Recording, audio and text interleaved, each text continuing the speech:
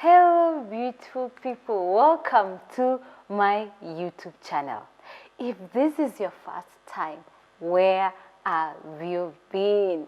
Anyway, welcome to my YouTube channel. My name is Miss Linda. So we are spoiled again. We have Dr. Onala on this segment. We are going to talk about social and emotional development of a child and how they are connected when a child is having difficulties on learning. So sit down, take your book, grab a cup of water, and learn as much as I learn. All right, welcome to my YouTube channel again. Dr. Onala, welcome. Thank you. Yes. Thank you so much. Just a slight introduction of who you are Right. for the people joining us for the first time. Great. Yeah, so I'm Dr. John Onala. I'm a consultant in development and learning difficulties. So I do psychoeducation assessments. I develop intervention programs and help schools and therapists work with children on specific learning and developmental skills. Where are you located, Dr.? So my office is in Karen, along Mukinduri Road. That is a short distance from Bomas of Kenya. Right. All right, now we are here. We have a child. And this child, we want to know how does a normal developmental milestones in terms of social and emotional looks like. Right. I'll be looking at socio-emotional development in respect to specific learning difficulties. Yes. But I'll be drawing comparison from the neurotypical child. Yes. And what we expect the child to be able to exhibit in terms of social and emotional skills. Yes. So, social and emotional development starts from the time the child is born. Yes. There's actually an argument that it starts before birth, that during pregnancy the mother needs to be quite happy and be able to engage the child before birth. That's theory. Yeah. So Yes. yeah, but now when the child has been born, Yes. attachment starts from day one. Yes. So breastfeeding, Yes. that's the initial source of attachment. Yes. Yes. So, and then talking to the child and singing with the child as the child develops. So the mother need to be available or socially present with the child.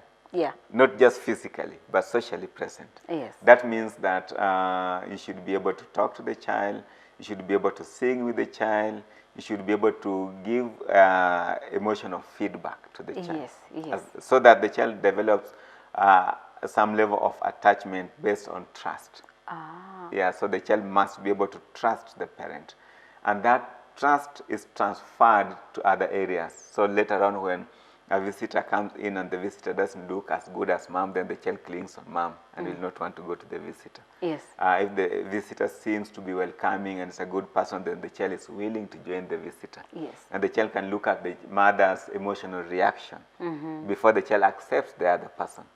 And if you come home and you want to play with your child, the child can read your emotion and also pick your vibration. Yeah. And know if you're happy or not, or you're not happy or something is going on in your life.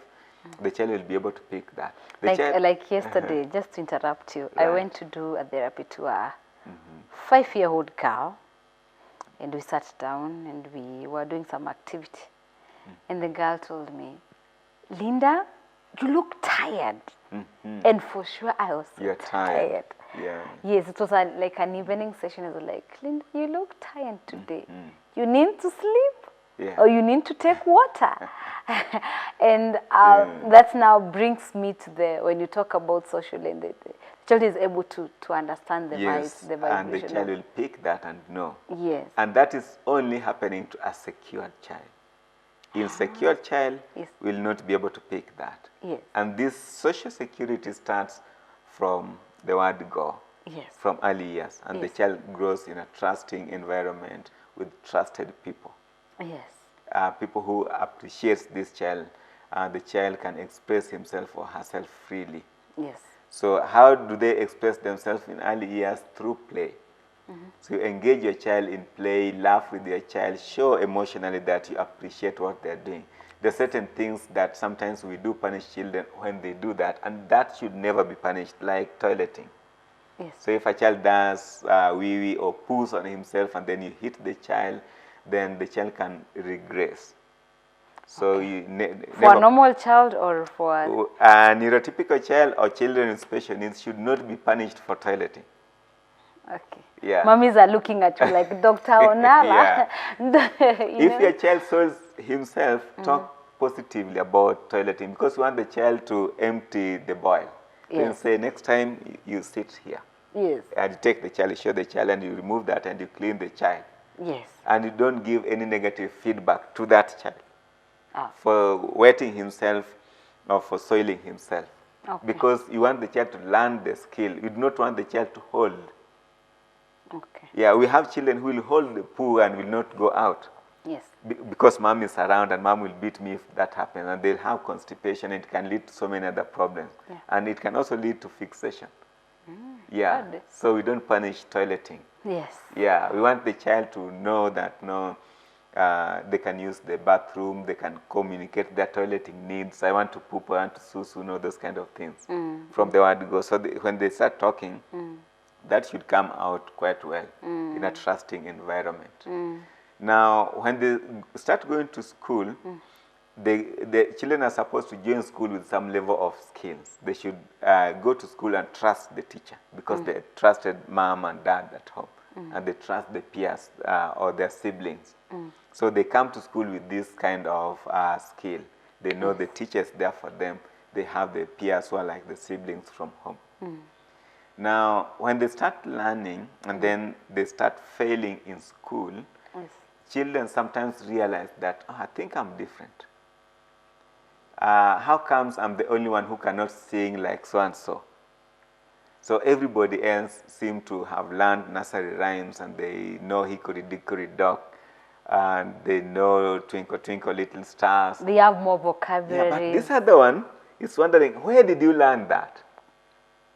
So I'll give you an example of a child in a certain school, and this child withdrew because of the way he was singing, and then everybody went laughing.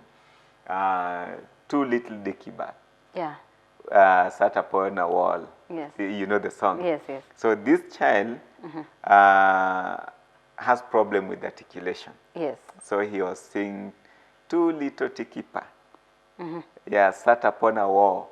So not finishing that. Yes, yes. And then everybody went laughing. Then he realized, oh, how comes? Then they told him, you don't know how to talk. You can't even sing that simple song. So that really damaged his self-esteem. Yeah. And so he started withdrawing.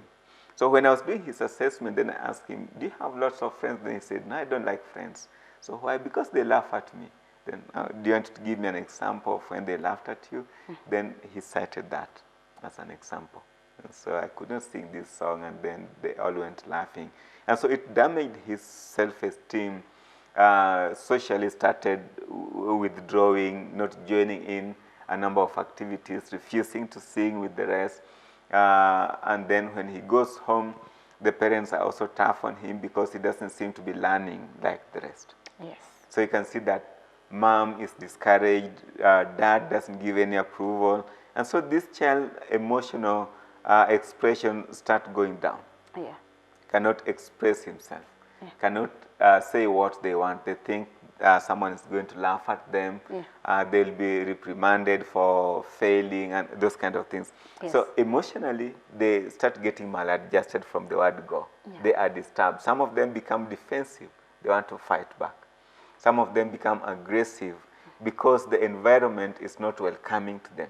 Yes. So they're being pushed to the corner where they cannot express themselves. So you end up having children, let's say children with dyslexia, with very high level of anxiety and very poor reciprocal emotional feedback.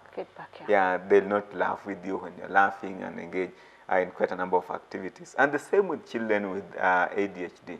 Children with ADHD will experience a lot of mistrust in the environment where they are. For example, a child with ADHD, because of impulsivity, they'll be punished more than the neurotypical children. Yes. And because of that, they learn not to trust anybody in their environment because they're always getting negative feedback. They're punished for almost everything. So they go home, which is supposed to be secured environment for them, and it's the same thing because it's just broken a glass. And so he's punished for that. And so he's playing with a ball and he breaks television.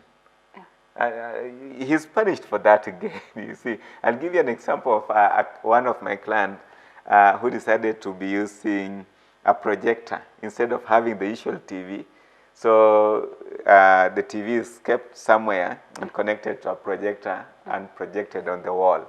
Yes. Because the son was constantly breaking things. Yes. Yeah, and so that leads to a lot of insecurity. Yes, yes. Yeah. And so insecure attachment. Yes. Poor emotional skills. Yeah.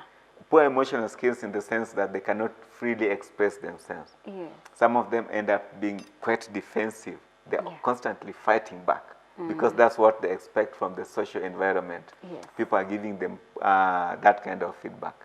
So you look at poorly developed social skills, poor emotional expression. By the way, just as a by the way, if you go to jail, a big number of people in jail have some kind of learning difficulties, and they had poor ways of expressing their emotions and frustration. So what you're trying to tell us, Dr. Yeah. is children who have learning difficulties, either dyslexia, dysgraphia, dyscalculia, dyspraxia, all those types of learning difficulties, if it's not addressed early enough, they may end up having issues with their social and emotional development. Definitely, they will have problems because they grow up and they know I have a problem and nobody's addressing. So and they can talk very well. Yes. But now reading, spelling, writing is difficult. Or understanding time, mathematics, those issues, they affect the emotions or their social life. Yeah. And they end up to court. So some people commit crime because of their perception. I'll give you a typical example. Yes. I was in a certain school observing children. Yes. And one boy was passing and the rest were playing. It was a tournament, 2 different schools playing in the school compound. Yes. And the boy was passing and then some children were telling stories and then they just laughed. And then this boy went there to fight them because he thinks they were talking about him. And when I was talking to him, he told me, because people always laugh at me. So when I saw them laughing, I thought they were laughing at me. So I had to fight them. Yeah. Okay. So I recommended mentorship for this boy. Someone has to work with him, talk to him, teach him basic skills, and also have time with his parents, play games with his parents at home, have time to play games with the teachers, and develop social environment that is fulfilling and rewarding for him to start understanding himself, expressing himself in a more positive way. So you can imagine if this guy grows up and gets married and comes home and finds that maybe the wife came back home late and he can't ask, why are you late? The first thing he'll do is to fight. Who told you to come late? Boom, boom, it's a war. He doesn't know how to solve problems because he was not given the opportunity to express himself socially. Don't you think then all of us we have that issue? No, if you're socially secured, yeah, you'll listen and you'll argue your case. You'll seek for help.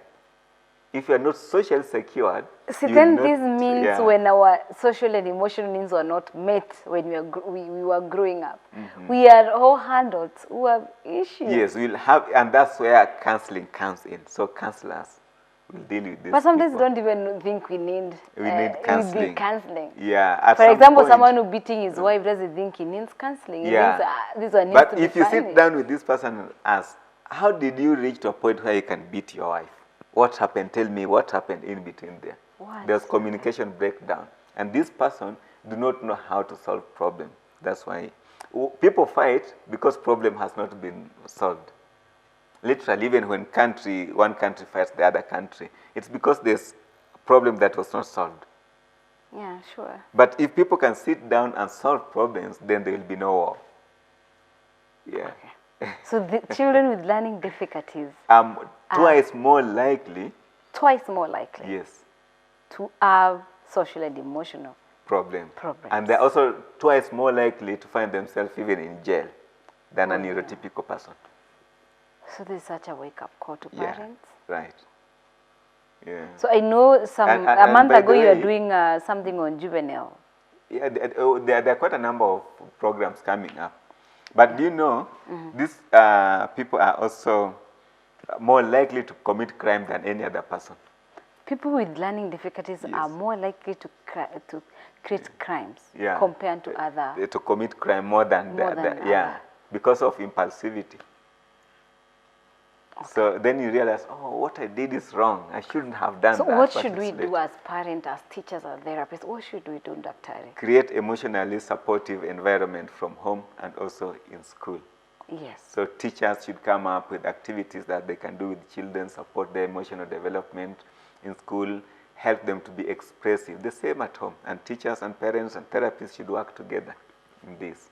So we should collaborate. Yes. To make sure if there's a gap, we Yeah. collaborate to fill that gap. And Yeah, to make actually, sure there's last emotional week I had a secure. workshop on collaborative work in terms of intervention. Yes. So the therapists, parents and teachers, coaches, psychologists, these people should work together. Yeah, sure. Right. All right. Something you feel that you have not filled up or something left on social Now, media? maybe what I can tell the parents is to be socially available for their children. Not just physically available, but be socially available. That means? That means you get home, switch off your phone, switch off TV, play games with your child, go for a walk, have time for jokes, run around, cook with your child in the kitchen, do activities socially with your child. I'm an old man. I go home, my mother has a rule, my mom. If you come home, don't come with your phone or switch it off. That's how my mom operates with us, all of us. If you get home, because she knows I usually receive long calls from my clients. Yeah. So I'll tell her, Mom, I'm coming for dinner. Then she'll tell me, don't come with your phone. And nobody will receive phone because she wants me to be available for her. Yeah. So be socially available. So we should do that when we have children who have learning difficulties. Yeah. It should be done at all. Right. Wow. Thank you so much for that nugget of wisdom and knowledge. We definitely, I know my viewers appreciate, and I appreciate the knowledge that you have brought on the table. And I know for sure we can't finish this topic. It's too broad and too wide. Yeah, there's so much to be talked about. But every single day, I always say, every single day, right step on the right direction. Right. And this is what we do on my YouTube channel. Making sure we are able to reach out to those people. We can't reach out with our hands. We try to reach them out with our ones and, through our YouTube channel. Thank you so much for joining us and for always watching my YouTube videos.